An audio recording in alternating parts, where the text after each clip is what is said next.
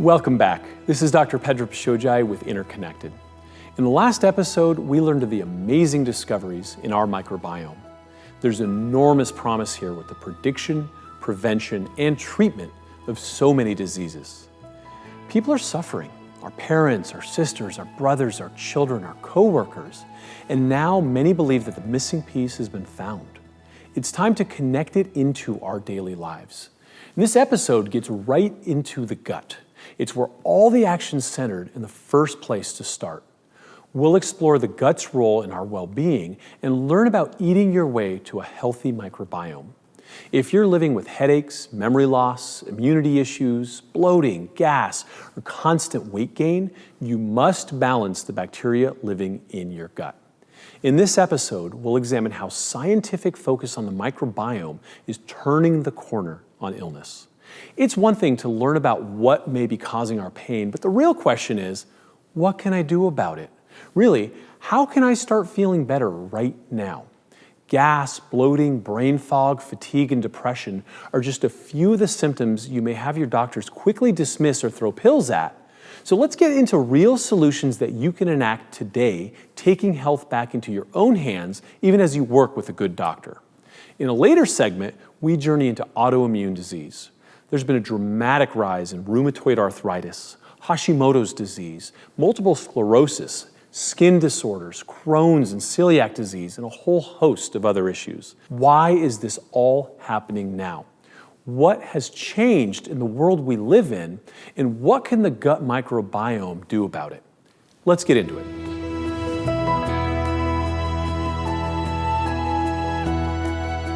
The microbiome is the game changer. It's just the game changer.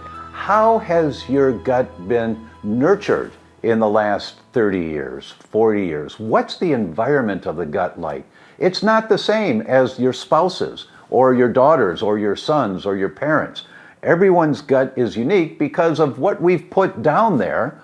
Every forkful of what you put down there has an effect on the microbiome. There's so much information. How I kind of explain it to people is, you have your laptop there. If I opened up your laptop, you probably see the motherboard flashing, lights and constantly flickering. But you're not really seeing that when you're using the laptop. You see that the backlight on your screen is on, you see that the cursor on the mouse is there, but what's going on in the background that actually makes that happen? That's kind of how I think of the microbiome. We perceive a very small fraction of the power of the microbiome in our regular day-to-day going-ons. And there's so much information that happens in the background, communication between the gut and the brain, and gastrointestinal motility, and other functions, hormonal impacts, that is happening in the background that we don't know. And these are the things that can contribute to our memory, to our moods, to a variety of other conditions. Mrs. Patient, your intestines are a tube. The tube is 20 to 25 feet long. It starts at the mouth, goes to the other end, kind of winds around in your abdomen there a bit, And if you think of a donut, if you could stretch a donut out and you look down the hole, that's the center of the donut, that's your intestines, that's your digestive tract. So when you swallow food, it's still in the donut. It's not really in the body yet, it's in the donut. It's got to go through the walls of the donut to get into the bloodstream. And that lining, that inside lining of the intestines of the donut is a single cell layer called the epithelial lining. Tremendously important. And what happens is that epithelial lining can get torn. When it gets torn, then you have leaky gut. There's interventional medicine, there's procedural medicine, there's all these types of things that are done. And then there's just, hey, it looks like you need to eat more broccoli, right? Like, so how much of that is actually, moving the needle clinically with your patients once you see this data and can make recommendations? In my personal experience and practice, I think having the information available with regards to people's microbiome can be very helpful in management and giving them recommendations. You kind of wonder, you have a McDonald's cheeseburger, you may perceive the the taste from that and see how that makes you feel. But in the background, when digestion's occurring and the chemicals are breaking down and detoxification is occurring, all those things you don't feel or see, but those chemicals are being released. And later in the day, if you get annoyed or irritated or you can't sleep at night, you may blame it on something else, but we don't know yet exactly how all these mechanisms work, but these are some of the things that the microbiome is likely playing a role in. There's a trilogy in the development of autoimmune diseases. First, you have to have the genetics for that particular disease. You can't do anything about that. That's the deck of cards that you've been dealt. Second, there's an environmental trigger that sets it off, the straw that broke the camel's back. The one that most people are familiar with is with the autoimmune disease celiac disease. The trigger is wheat or gluten. And third is intestinal permeability. The slang term is the leaky gut. That is the trilogy in the development of rheumatoid arthritis, lupus, scleroderma, psoriasis, multiple sclerosis, celiac disease, vitiligo. The list goes on and on and on. When you read the studies, you arrest the development, and that's their language, arrest the development of autoimmune disease by healing the gut. That's why the gut is the most critical component. If there's only one organ that you're going to work on to be healthy, hopefully not, you also exercise and do other things, but if there's only one organ to address you get the most bang for your buck in your health, it's your gut. At least 70% of our immune system is in the gut. About 2 years ago when I had an endoscopy and I was diagnosed with celiac disease. So I refrained from gluten, very strict with that. And then about 6 months after that diagnosis, I had insidious onset of diverse gastrointestinal symptoms, inability to digest fats, and I was noticing weight loss. And concomitant with that, I noticed that I was sad in the morning. I had tearfulness, and I was very thin, and I wasn't trying to lose weight. I went down to about 100 pounds. I was seeing a gastroenterologist, and I had so much blood work, stool testing, and I even had an MRI of my pancreas. And it was determined that there was no explanation for my symptom. And with getting maybe a little specific for people who are suffering, I had floating stool. I was unable to digest fats, and I was taking digestive enzymes. I was trying to figure out the course of action for myself. I was on a paleo diet. So for me, it was getting to the right practitioner who could correctly diagnose me. And I'm very grateful for the fact that he diagnosed me with SIBO. I had a small bowel series to make sure that there was nothing structurally wrong. And then I had the breath test. It was a series of 3 hours of taking a breath sample every 20 minutes after you drink lactulose. And he determined that I had a strong positive. I had very high methane and hydrogen levels. And I was thrilled to have a diagnosis. And that started me on my journey. No one's really looking for the microbiome. So how rare is it for a GI doc to even know to assess the microbiome, let alone talk about it? The science is still new and cutting edge, but whatever information we can glean from the data that we retrieve that could be helpful, and we see that that's helpful. And the recommendations that come from that can help people have a little bit of control over their own health and understand what kind of bacteria are inside of them and how we can modulate them. Every day I'm in disbelief that I'm in this body because I have gone from sickness to health, and I did it because I was persistent So in our world, we are sympathetically driven. And what that means is basically we are living in a constant state of stress. You may not even feel it within your body, but it is there. And how we know is because you have symptoms of diseases and don't heal, can't rest, can't sleep, don't digest well, get bloated, have headaches. These are all symptoms of being sympathetically driven. Blood is flowing to the extremities instead of flowing to the internal organs. Now, you have an entire new body every 7 years. Some cells regenerate very quickly, like the inside lining of your guts every 3 to 5 days. Some cells are really slow, like bone cells are really slow. But you have a whole new body every 7 years. Well, the inside lining of the guts every few days. So if you tear the lining, it heals. That you build new cells and it heals. That's what happens with wheat. Why is it that 30% of the population has the genes for celiac disease, 30 to 33% depending on the study, but only 1 to 2% get celiac disease? Well, and everybody's eating wheat, that's the environmental trigger, but only 1 to 2% get celiac disease. It's because you've crossed the line somewhere and you have toast for breakfast, you tear the lining, it heals. You have a sandwich for lunch, you tear the lining, but it heals. You have pasta for dinner, you tear the lining, but it heals. Cookies, croutons on your salad, tear the lining, heals. Tear the lining, heals. Until one day, you don't heal anymore. Then you've got the leaky gut. And when you have the leaky gut, that is the gateway into the development of autoimmune diseases. We want to try as much as possible to shift and promote parasympathetic state, because the parasympathetic state is where we rest, we digest, we heal, and we naturally eliminate better.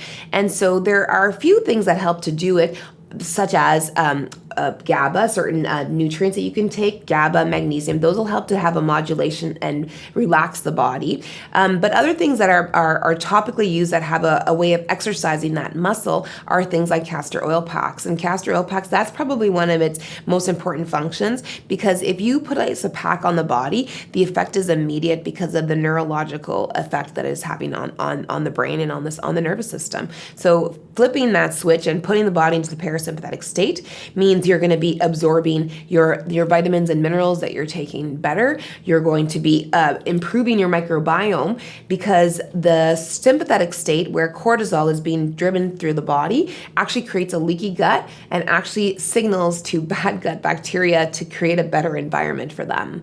But if you can switch the body into a parasympathetically driven state, then you have less of a leaky gut. It actually, the gap junctions are all interconnected and strong and tight. Food can't go through, and you signal healthy gut bacteria. So leaky gut is actually surprisingly common. And what leaky gut is basically loss of the body's ability to control what's allowed into the body. So it's loss of permeability control. So we normally allow a small leakage of the gut contents into the body all the time, so the immune system can surveil what's in the gut to make sure that if there's a bad bacteria, like one of these really severe infectious bacteria, it can mount an immune system response and get rid of it as quickly as possible. So avoid wheat, avoid NSAIDs, avoid alcohol. You'll stop damaging the gut. And then also, if you have food allergies, make sure you're not doing those as well, because they'll damage the gut. They want to promote healing of the gut. And that's where the right kind of bacteria come into play, because the right kind of bacteria will break down fiber in the diet into molecules that are really easily used by the gut cells as energy sources. So you want to make sure you have plenty of fiber and the right kind of bacteria in the gut to heal the gut. And then there's certain nutrients you can use to help heal the gut. And it turns out one of the best ones are things like N-acetylcysteine to promote glutathione production, will help heal the gut. Glutamic acid is a great way of healing the gut. Way back in the 50s, there was research done on people with ulcers, stomach ulcers. They gave them cabbage juice. And cabbage juice helped get rid of stomach ulcers. And the reason they did that is because it's high in glutamic acid. So I tell people, eat a lot of cabbage family foods because they have high levels of glutamic acid that support the healing of the gut. One of the really exciting things about the impact of diet on the microbiome is that you can see changes in the composition and function of the microbiome within a matter of days, which is really wonderful. When someone makes the necessary adjustments, starts eating the broccoli and doing the things that we, would like them to do, how quickly do we start to see a shift in those colonies, and how quickly does that go downstream into butyrate production and all the things that would shift that kind of inflammatory cascade? It needs to become a lifestyle habit. It's not something that you can do once a week or a couple of days in a row and expect to have long-term effects. It needs to really become part of how you approach living. And certainly if you're looking at reversing some of the effects of inflammation, reversing some of the effects of a leaky gut, that healing is going to take a little bit longer. But the changes in the microbiome are quick and they are profound. The microbiome talks to the immune system.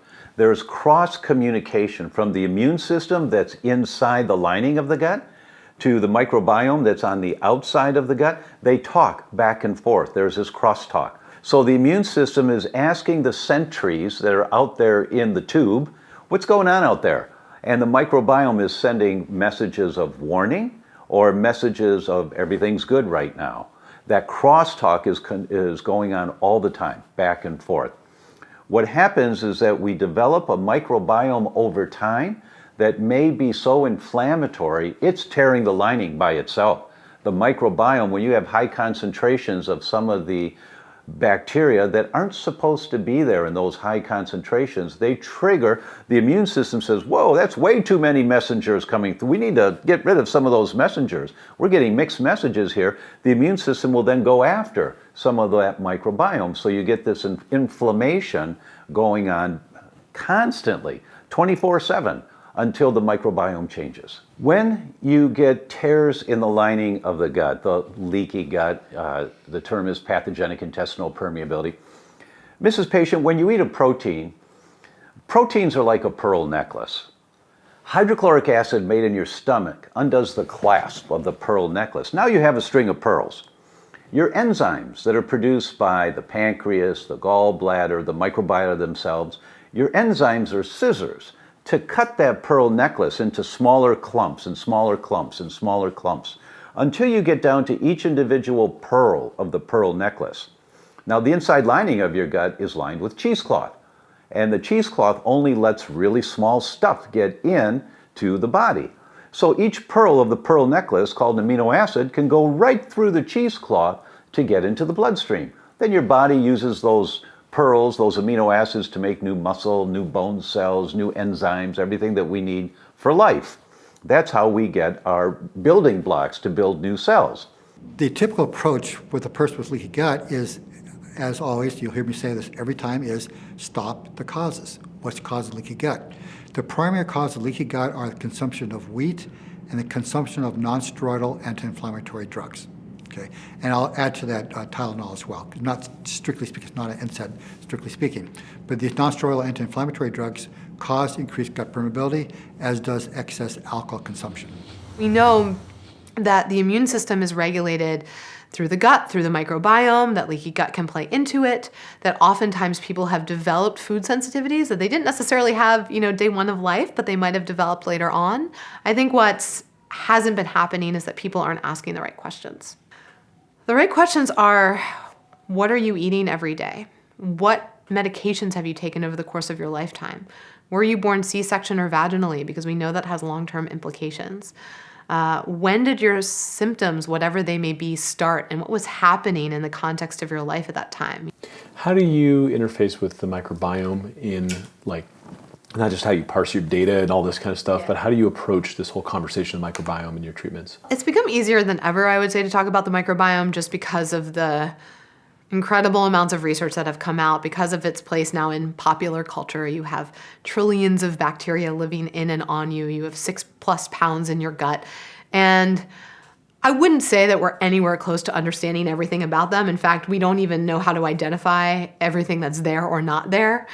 But I think we're closer to knowing what we don't know. And then we're obviously proving literally every single day the impact that the microbiome has on your mood, regulating your immune system, your ability to absorb nutrients, even your metabolic rate and your thyroid hormones. And so we understand that, let's say, it does a lot. When you get tears in the cheesecloth, clumps of the pearl necklace get through before they've had enough time to be snipped small enough. So that's one of the reasons why your intestines are 20 feet long, is that it takes a whole lot longer to break down prime rib than it does a banana. And so when you get tears in the cheesecloth, Clumps of beef, in this example, can get through into the bloodstream. They're called macromolecules, really big molecules. They're not supposed to get in there, but they do. And your immune system says, whoa, what's this? I can't use this to build healthy new tissue. I better fight this. Now you make antibodies to beef. Now you're allergic to beef and tomatoes and cucumbers. And when someone does a 90 food blood test to see what foods they might be sensitive to, it comes back and says they're sensitive to 20 or 30 different foods. And the patient, oh my God, that's everything I eat. Well, of course it is. Your immune system's trying to protect you. Your immune system is the armed forces trying to protect you. It's not going haywire and has to be suppressed. What we have to do is ask the question, why is your immune system protecting you? Well, these macromolecules cause the antibodies to 20 different foods in your blood test, Mrs. Patient, but that's because there's tears in the cheesecloth, and we have to heal the intestinal permeability, the tears in the cheesecloth. When we do that, then you wait 3 to 6 months, you check again, now you're sensitive to 2 foods, maybe 3. So where do the tears in the cheesecloth come from? There's 3 areas, no question, every time tears in the cheesecloth can come from. One is wheat. No question, every time you eat wheat, you get tears in the cheesecloth. Many studies show that, whether you feel symptoms or not. When you eat wheat, you get intestinal permeability. But fastest growing cells in the body, the inside lining of the gut, you heal. Toast for breakfast, you heal. Sandwich for lunch, you heal. Pasta for dinner, you heal. Until one day you don't heal anymore, you cross the line. Second, after wheat, is called lipopolysaccharides. That's the exhaust of gram-negative bacteria. That will cause tears in the cheesecloth, and that comes from the third component is the microbiome. If you have dysbiosis, an imbalanced microbiome, those bacteria that are in too high a concentration in the gut trigger an immune response and will tear the lining of the cheesecloth.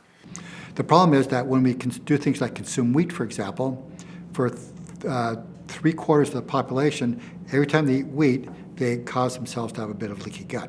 Okay. So one reason why so many people with chronic disease do better by stopping eating wheat is that even though they may not be allergic to wheat, because of its molecular makeup, causes increased gut permeability. So you control gut permeability and you improve pretty much all diseases. The way to determine how leaky a person's gut is typically done with a laboratory test. We give a person 2 molecules, one of which is supposed to be very easily absorbed by the gut, one of which is supposed to be very poorly absorbed by the gut. And you look at how efficiently they're both absorbed. And people with leaky gut, what happens with them is they get a lot more absorption of molecules they're not supposed to be able to absorb. Our ancestors may not have had the actual science knowledge base that we have now. What they said and what things like Hippocrates said thousands of years ago is actually quite true. I tell people in my office jokingly that, Hippocrates may not have known what he was talking about, but he was spot on. Let food be thy medicine and let medicine be thy food. And, one man's poison is another man's medicine. These are the things that we're talking about now, and these are hot topics in the science literature, but they've known about this for years. Let's go through the kind of laundry list of all of these downstream things that people are suffering from, Hashimoto's and all these things, and just kind of come back upstream to this autoimmunity and connect these dots, because I think this is a very compelling case that you're drawing here. In this mechanism that we're talking about psoriasis, multiple sclerosis, Hashimoto's thyroid disease, Graves' thyroid disease, cerebellar ataxia, when old people can't walk very well, they have to hold the railing walking up and down the stairs, rheumatoid arthritis, lupus, scleroderma, vitiligo, when you have white spots on your skin, you're losing the coloring in your skin. These are autoimmune diseases that can originate by this mechanism of intestinal permeability and molecular mimicry. There are many studies on this.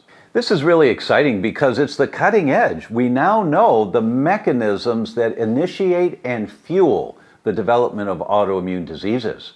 So when people understand this, when they learn this, and they say, well, wait a minute, what about my condition, ... whatever it is, and they look into this and they look at their gut, they say, oh my gosh, this relates to me. That's really great, I'm glad to learn this. And then they start applying the principles, you see the changes start occurring fairly quickly. So we've learned here that a single cell layer in our guts is what separates our inside and outside worlds. Bacteria that live in the gut are a major factor in what gets through and what sets off a fire. Inflammation is the mother of all disease, and it starts right here. We learned that wheat, dairy, non-steroidal anti-inflammatory drugs, and other substances could be harmful to this lining and could cause a leaky gut. And if you get that, you can develop allergies and sensitivities to the foods you eat most because those are the molecules that sneak through into your bloodstream. The good news?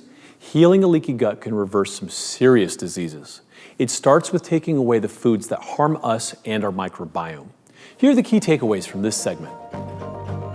A leaky gut is pathological intestinal permeability. It means little micro tears in gut lining that allow food and other particles to sneak through. Macromolecules are particles of food entering the bloodstream, which is not supposed to happen. 100 trillion microbes live in the gut. That's over 6 pounds of living species that are part of our biology. They have critical roles in many areas that we're just beginning to understand. Some of the foods to avoid for leaky gut are wheat, non-steroidal anti-inflammatories, Tylenol, alcohol, and dairy. Some of the things you can heal the gut with are fiber, N-acetyl L-cysteine, and glutamic acid. We've put together a comprehensive guide on supplements and herbs that heal the gut in the Interconnected Companion Guide. I sincerely hope you're enjoying this episode, and we'll get right back to it in a second. First, I just wanted to give you a quick heads up. As you know, Interconnected is available free to watch for the next 9 days. You can watch every episode for free for 24 hours before it's replaced with the next one. However, if you'd rather watch the episodes in your own time, you also have the option to own the entire series, which also comes with several bonuses and resources. You watch and you rewatch at your own pace in your own time, and so just below this video, you'll find a link to the full Interconnected docuseries, along with a number of these powerful bonuses I've been talking about that'll help put into practice what you've learned here, all at a discounted price. And we've created a number of incredible resources that aren't included in the free premiere of this series. We're also hosting 2 live Q&A sessions with some of the experts, these renowned experts that you see in this series. I'm going to bring them on to answer your questions. And if you want to discover the mysteries of the microbiome and how it could help you heal no matter what your ailment or health challenge, I encourage you to invest in the full set. Plus, some of the proceeds are going to help us fund new discoveries and continue to share this information with the world. Make sure you check it out. We learned that the gut is where we interface with the outside world. In a future bonus episode, we'll also hear about how the skin, gums, and teeth are also relevant in this. So why is this so important? Because this is where our body's immune systems decide what's safe to enter, who's friend or foe. If we have leaky gut and imbalances in our microbiome, our immune systems get overworked, and this can lead to overreactions in our response. This is where the body can turn on itself and become autoimmune disease, which is rising in epidemic proportions.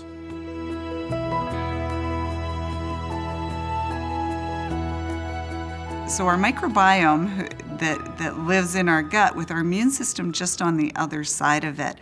When there's, I like to see this, our gut membrane is in between. So our immune system, think of it as on one side, the microbiome on the other, with our gut membrane in the middle. And as we like to say, good fences make good neighbors, right? So as long as that's there in that, balance, everything works really well. And our immune system is ready to go, but not on overdrive and attacking itself.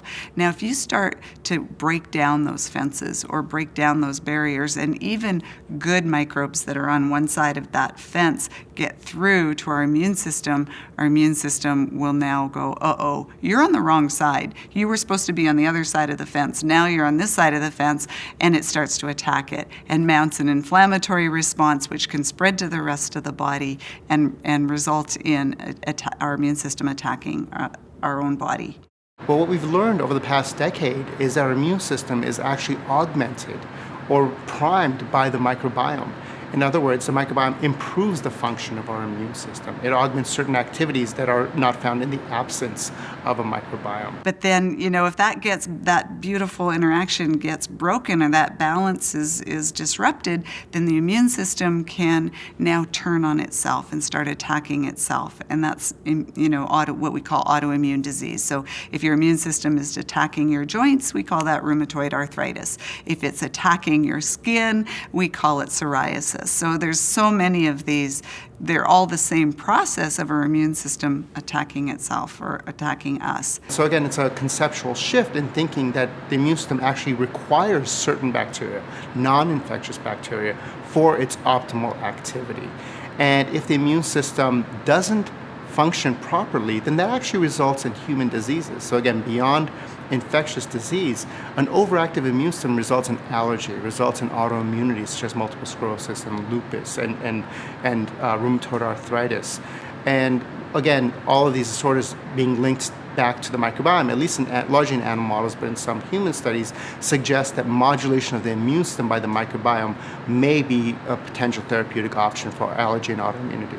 So you personally have had a journey with rheumatoid arthritis. Could you speak to kind of your journey and how you got into this mess and out of it? And so I had a very bad fortune that in my early 20s, I developed early onset rheumatoid arthritis. And at that time, well, it was autoimmune disease. The best thing that doctors could tell me is take ibuprofen for 2 weeks, and then before ibuprofen causes its side effects, switch to aspirin for 2 weeks, and then before it causes side effects, switch to Tylenol for 2 weeks, and just alternate. And if you develop an ulcer, well, we'll treat an ulcer with all kinds of other drugs, and then we'll have to monitor your liver and kidneys, and if those get damaged, we'll have to give you other drugs. In late 2014, I read a scientific paper published by Dr. Ajit Varki from University of California in San Diego. And in this paper, he discussed how low-level chronic inflammation could be caused by a sugar. It's a sialic acid sugar that is produced by other mammals, but is not produced by humans. And so if we consume mammalian products, we can actually integrate it into our own cells, and our immune system will recognize it as not self because we don't have the ability to produce it. But because sugars are not very immunogenic, they're going to only activate the immune system to a very mild degree. But it's this chronic hyperactivity of the immune system that caused me to have these symptoms. I simply stopped cold eating all mammalian products. So that's all dairy, all lamb, pork, beef, anything that comes from mammals. And a month later, I knew this was it. It took a month for noticeable effects. And about 6 months later, my symptoms had reversed. And so 6 months after I stopped eating the diet, I was again in the same shape that I was back when I was 16. When you disrupt it, that's when you start to cause disease. So you disrupt it in so many ways. First of all, our gut microbiome can get disrupted by drugs such as antibiotics. That's one type of drug, but many other drugs can also disrupt our microbiome and kill these bacteria. Our diet, things with processed foods also disrupt these bacteria. Stress can disrupt the bacteria. We know that stress actually causes certain pathogenic bacteria to grow more. So there's many things that can disrupt this beautiful ecosystem. And when that happens, that synergistic relationship is broken. And so now they can't do what they're supposed to do to keep us healthy. So in 2008, I was diagnosed with Hashimoto's disease, which is an autoimmune disease that the immune system attacks the thyroid, and the result of that is the thyroid starts failing. A big part of my problem was obviously my gut health was a mess, and I had no idea. I wasn't connecting the dots. I wasn't in the health space at that point yet. So that was a real wake-up moment, just to realize that my own immune system is killing my own body, and there's something I have to be able to do about it. Yet there were no resources back then, and so that's what got me on the path of research and investigation of just what is it I can do for myself to reverse this and stop it. So there's a great amount of disease that we've seen. Can you speak to the role of the microbiome in immunity and immune modulation? The function of your microbiome, first and foremost, is to keep you safe from disease. you know, is to make sure that your immunity is at its highest level. Is to make sure that your metabolism is optimized to the nth degree. So when this microbiome is affected, your immunity is decreased. Your hormone metabolism is decreased. Your fight and flight response is completely out of whack. So you as a person trying to operate in the world with a microbiome that is not optimized, it's like trying to have somebody walk on a thin line between two buildings with a lot of wind coming in, and there's there's not a balancing beam for the person to balance out. It's impossible for the system to be balanced with all these external forces coming in and affecting how it operates. So I think when you look at immunity and you look at what's happening in the world in the last half a decade, for instance, or the last 25 years, with this explosion in the number of people living now, with the incredible amount of mass-produced foods that we make, with the lack of disregard for the environment and how that is affecting our everyday life, you know, the stuff that we're breathing today, the amount of hours that we're driving, the amount of stress that we're living under nuclear threats these days, all of this will decrease the function of the microbiome because stress will kill the good bacteria. And when the good bacteria is killed, the opportunistic infections created by the bad bacteria kicks in. One of the key things to understand about how important the microbiome is that the microbiome is involved with something in immunology called tolerance. And tolerance means your immune system's ability to tolerate you. And there's 3 different types of tolerance. There's self-tolerance, which means you don't attack your own body. There's chemical tolerance, which means you don't react to chemicals around you, like smelling gasoline or perfumes and things like that. And there's dietary protein tolerance, which is involved with food sensitivity and reactions. Well, what we know is that when the microbiome loses its diversity, we lose our tolerance. Give me a kind of a longer tail download of how it sucked having thyroid disease and your path out. Like I want to kind of extract your story from this because you've lived it.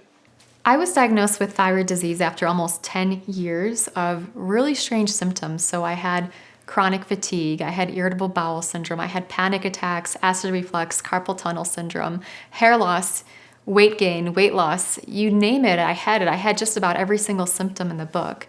And I didn't really know that there was anything I could do about it. First of all, I didn't get the right kind of tests. And eventually, when I even did get the right kind of tests, I was just told that I could take a medication. As a pharmacist, I was more than happy to take any medication that anybody would give me, right? But at the same time, the medications didn't help me feel significantly better. They helped a little bit. I went from sleeping for 12 hours to 11 hours, and from wearing, 2 jackets in Southern California to actually being able to just wear 1 jacket. But I was still struggling a lot in my day-to-day life. I felt like I couldn't get anything done that I wanted to do. I was very ambitious, yet all I could do after work is come home and sit on the couch and watch a little TV and maybe pass out. I really didn't feel like I was living my best life. I withdrew from people. I withdrew from my dreams. I really withdrew from life because of this condition. I got the diagnosis and I got the medications, and I thought this was going to be a great way to turn things around, and maybe I would feel better. Maybe I would feel like myself again. Yet I didn't really feel that much better. So I wanted to figure out if there was anything I could do to get myself well again. That's how I really became a Hashimoto's expert / human guinea pig, was through trying different things to get myself well. And there were things that really made a difference, such as changing up my diet. There were supplements that I took because I was nutritionally deficient. There were changes that I made to my microbiome. I utilized a lot of different probiotics and a lot of different protocols to really get things into balance. And, it's been life-changing to have my brain back. It's been life-changing to be able to move, to go to yoga class, to not sleep for 12 hours each day. So when we look at the cause of inflammation, we know that it has to do with our environment and our lifestyle. We are really faced with this environment today where the foods we eat, the chemicals we get exposed to, the things we do all have an impact on various things, including the gut microbiome. And the expression of our immune response and how we respond to the environment and what it does to us really has this interplay and this dance between the different bacterial species that we all have in our guts. If you look at these epidemics of autoimmune diseases, so we create, a situation in which now you increase fast this autoimmune process in terms of the impact on the human population in a very short period of time. So in other words, we're doing something wrong to increase the number of people that come down with autoimmunity. But if you want to see the same glass half full, that means that if we understand what we did wrong, we can stop these epidemics. And doing that means that, autoimmunity is not a destiny. As a matter of fact, the recipe for chronic inflammatory diseases, including autoimmune diseases, is much more complex than we predicted before. For sure, you have to have genetic predisposition and an environmental trigger, an environmental factor, no question about that. But there are at least other 3 elements at play. So many clinicians are then going back to diet, nutrition, and lifestyle, trying to impact various factors that change their microbiome to help change these patterns. It's not uncommon for a practitioner to work with a patient suffering from an inflammatory autoimmunity, make diet, nutrition, lifestyle, and then see these antibodies to their brain reduce or no longer show up. So the antibodies are there, but well before that, upstream, you're stopping the insult, but then, you could fix the leaky gut, you can modulate. What were the 5 pillars, just so I have them clear? Your genetic predisposition, that means you have to have many genes, not a single one, for multifactorial diseases like autoimmunity to be at risk. An environmental trigger that is mismanaged because of this genetic predisposition. An intestinal barrier that is jeopardized, so allows these two to interact. An immune system that becomes hyperbelligerent, and a microbiome that is off balance, what we call dysbiosis. But unfortunately, in a vast majority of cases where the microbiome has been linked to an autoimmune condition, we don't know the specific organisms which are mediating those health benefits, and therefore we don't know their molecules.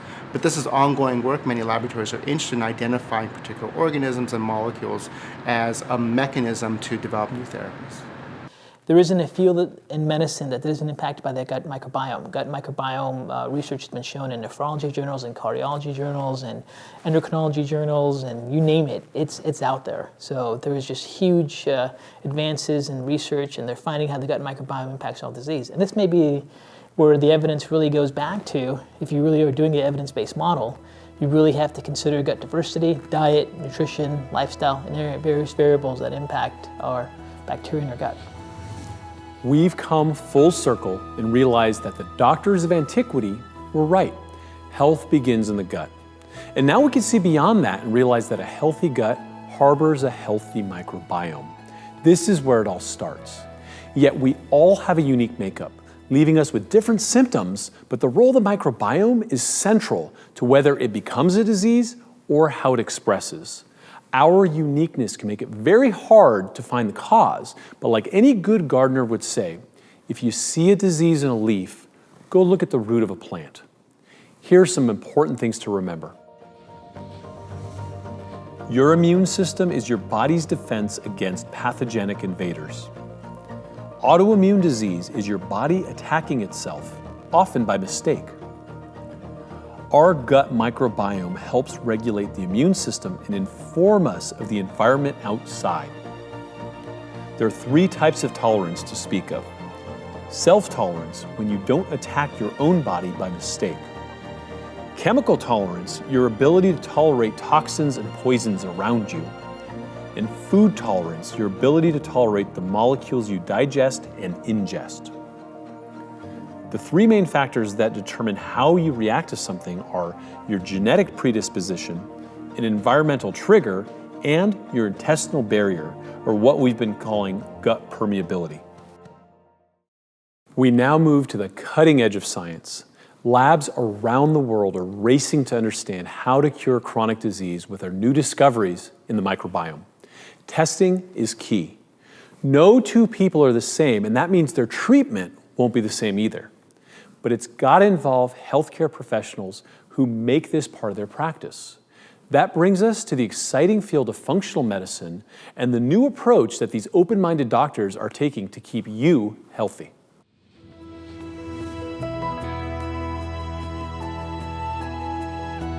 Functional medicine is a new way of thinking about disease. It focuses on the root causes. It focuses on the body as a whole system where everything's connected. It focuses on the why, not the what. Not what disease do you have and what drug do I give, but why is there imbalance in the body and how do we restore balance? How do we get rid of the things that are creating disturbances and how do we add the things that are creating health? And it's a very simple model in concept. Sometimes it's more complicated to practice, but it has profound effects across a spectrum of chronic disease. And so what I love about functional health is that it looks at all of these aspects of you, what you're eating, your entire personal history from when you were born until now, some of the amazing diagnostic data we have now, like the microbiome and genomics. And we take all of that in functional health, and then we use that whole picture of you to help guide you to better health. No, I've seen so many people who have chronic illnesses get better when we fix their gut. This is the foundational principles of functional medicine. This is not new. It's something we've been working with for 30 years and is now catching on as this new discovery. But we've known this for a long time. It's where we start with anybody who has a chronic illness. I think that when you're looking at various chronic diseases and comparing again how conventional physicians or allopathic physicians are looking at it, it's sort of a reductionist model. They're really looking at for example, in diabetes, we're addressing blood sugar. We're addressing these specific markers, and we're not necessarily getting at the root cause of why are they out of balance. So there's going to always be a bit of an individuality to how this disease or condition manifests. And if you look at these root causes, if you look at the underlying factors, then you can start to see these nuances that are different between individuals that can actually kind of help you hone in on an approach that might work better than just taking a one-size-fits-all type approach. Pretty much everyone watching this is going to go to some doctor and ask about this stuff, and their doctor is going to go, huh? Right? So like, let's talk about like the time it takes for innovation to get to like Main Street doctors and some of those challenges. So we have an interesting set of challenges that I think are really unique to right now. So first of all, there's almost 1 million new publications, peer-reviewed, published journal articles that come out on PubMed every year right now. How can any individual doctor, no matter how smart they are, no matter how well trained they are, how can they keep up? They can't. The second issue is that it takes about 17 years for new information to make its way into medical education, meaning I went to Columbia for med school, I had a phenomenal education, but they even told us in our first day of medical school that 50% of the information that we were learning was probably wrong, and the problem is we just don't know which 50%, and this is at one of the top medical schools in the country. And that's not because people aren't intelligent and well-meaning and resourced, it's just because new information is moving faster than we can. We're not really taught like to get to the root cause of what is causing someone's GERD or heartburn. So unfortunately in conventional medicine, that's not something that's taught. I went to medical school 10 to 15 years ago, and we really didn't talk about the microbiome. And now the microbiome is such a big topic, maybe not in conventional medicine, but more functional medicine, integrated medicine, and we're still learning a lot about it and how it contributes to overall health and well-being and mental wellness too.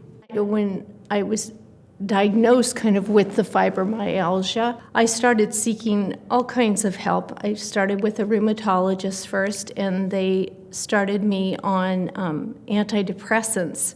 That's what they actually use to treat fibromyalgia. So in allopathic medicine and traditional medicine, conventional medicine, we're looking for a pill for every ill, and that's just not, that just doesn't work. For chronic disease, you have to have a multifactorial approach to wellness or optimize health. Many people don't realize this, but 90% of our health is determined by social, behavioral, and environmental factors. Only 10% of your health is determined by medical interventions. And all of the technology in medicine, the electronic medical records on which doctors now depend to do their day-to-day job, right? We all have digital tools, that's what we use in medicine. Most of them, if not almost none of them, capture these social determinants of health. So 90% of you, what you're eating, your relationships, your supplements, your exercise, the genomics, the microbiome, your health history, your family history, your environmental exposures, none of these are captured in the electronic records that a doctor's looking at. So as a result, a doctor's looking at this teeny tiny sliver of you. And what do you people, not doctors, but people do when they have limited information. Well, they act on what they can see.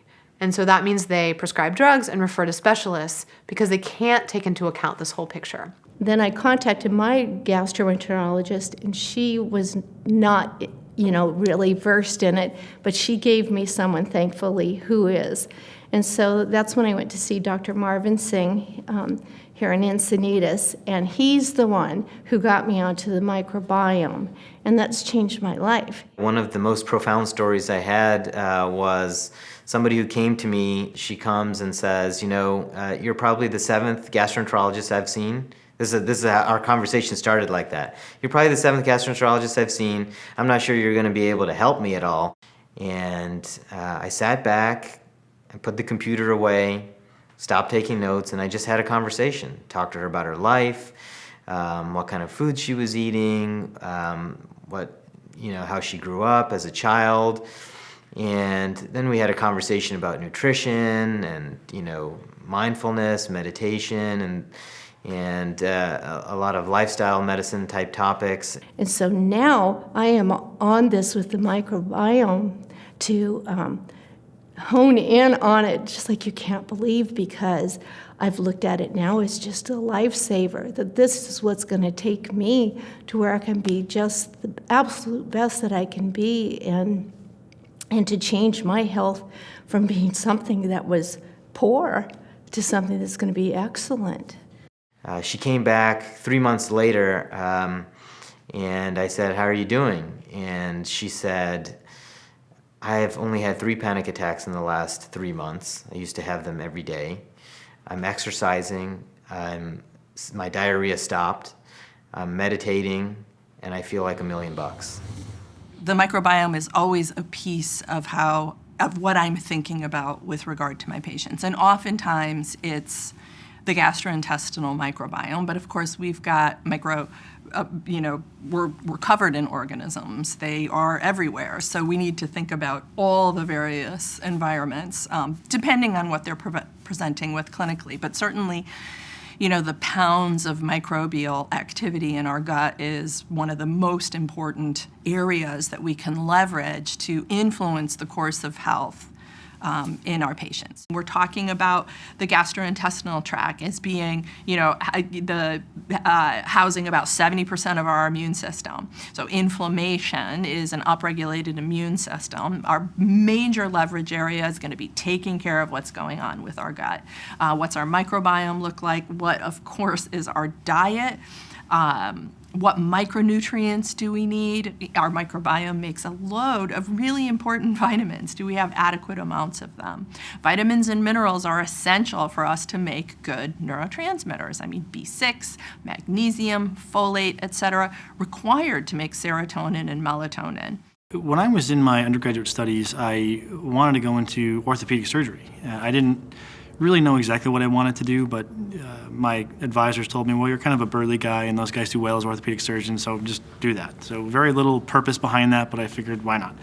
And at 23 years of age, I went from having tons of energy and just, I guess, feeling like most normal 23-year-olds, but I was also a college athlete and had a lot of energy. And then all of a sudden, I started having fatigue, depression, insomnia, that was really bad. Feeling cold, thinning hair, and I didn't know why. Just all of a sudden started happening. And I was eating well, I was exercising, I was doing what I loved, I wasn't overly stressed. So I figured, well, this is what the profession that I'm going to go into is meant for. So I went and I saw an endocrinologist, an internist, and a GP, and all their tests came back normal. Yeah, you're the picture of health, you've got good muscle tone, you've got low body fat, your cholesterol looks great, your blood pressure looks great. And I remarked, well, did you get that bit I told you about, how I'm feeling terrible? And they said, well, there's nothing here that we see that we can help. And I actually ended up finding an alternative doctor who practiced functional medicine, and he said, you might have an intestinal parasite. And I remember thinking to myself, this guy's nuts. Like, I don't have diarrhea. I didn't go to Mexico and then have food poisoning and then all this started. Nothing there seemed to fit. But I figured, what do I have to lose? I did a stool test. I figured out that I had an infection in my intestines, and that was really what was driving all of my symptoms. And before I figured that out, I spent probably 6 months to a year going on the internet reading about adrenal fatigue and hypothyroidism and heavy metal toxicity, and I thought I had all these conditions, and I spent a lot of money on supplements to treat those things and didn't really get anywhere until I addressed the root cause of the issue in my gut. And then I totally changed my career path to go into integrative medicine with a focus on gut health. And now my experience is true for so many of my patients. They come in chasing down all these symptoms that they think are heavy metal toxicity or hypothyroidism that can't be diagnosed, or adrenal fatigue. And in many of those cases, it's actually a problem in the gut that hasn't been identified that allows them to get healthier.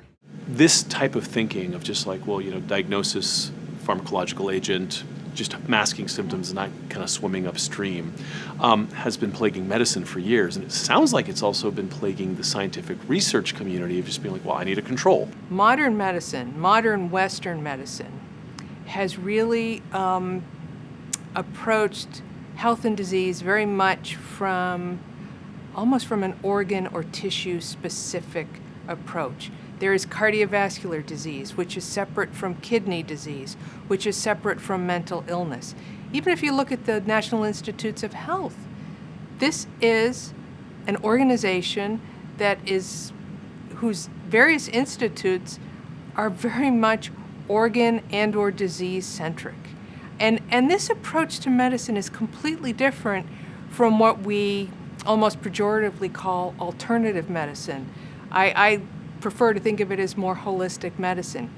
It's the idea that everything in our body is interrelated, is interconnected. And what the field of microbiome research has really forced us to do relatively recently is acknowledge that not only are we a system of multiple organs and tissues that work together, but living in us and on us is this incredibly complex ecosystem of microbes that play a tremendously important role in health and disease by interacting with each other and by interacting with us as a host. Often people might not have digestive symptoms.